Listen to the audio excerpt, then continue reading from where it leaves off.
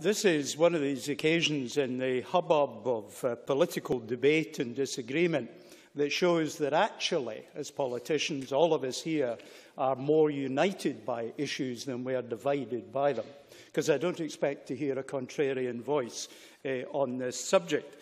Al Jazeera has reported in the last 24 hours that there have been 6 operations that have rescued 600 migrants. That's mainly Italy, but has also included what is a very small jurisdiction, Malta, with a population rather similar to that of Edinburgh. So let me join others and congratulate Alec Rowley on bringing this topic forward for debate. It is timely, it's appropriate and it's necessary. Amnesty, in their briefing, tell us that there are 3.9 million refugees registered in Syria's neighbouring countries and in Egypt. And yet, since 2013, the EU have offered 40,000 places. You would barely notice that anyone had been removed from these 3.9 million.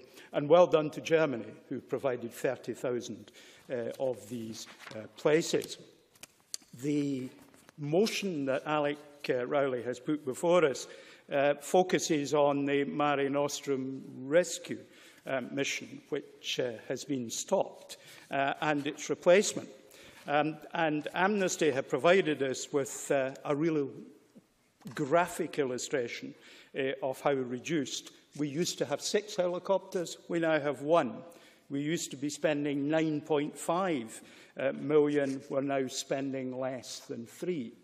And let's give a scale to that.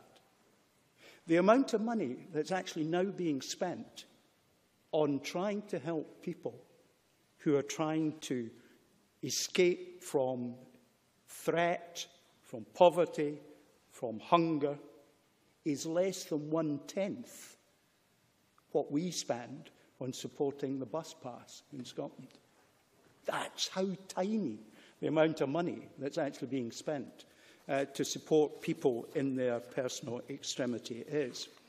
And what we've seen since the support for what is happening in the Mediterranean has reduced and retreated closer to Italy, meaning that help is much further away from Libya, many times further away, is a huge rise in the number of casualties that arise from this.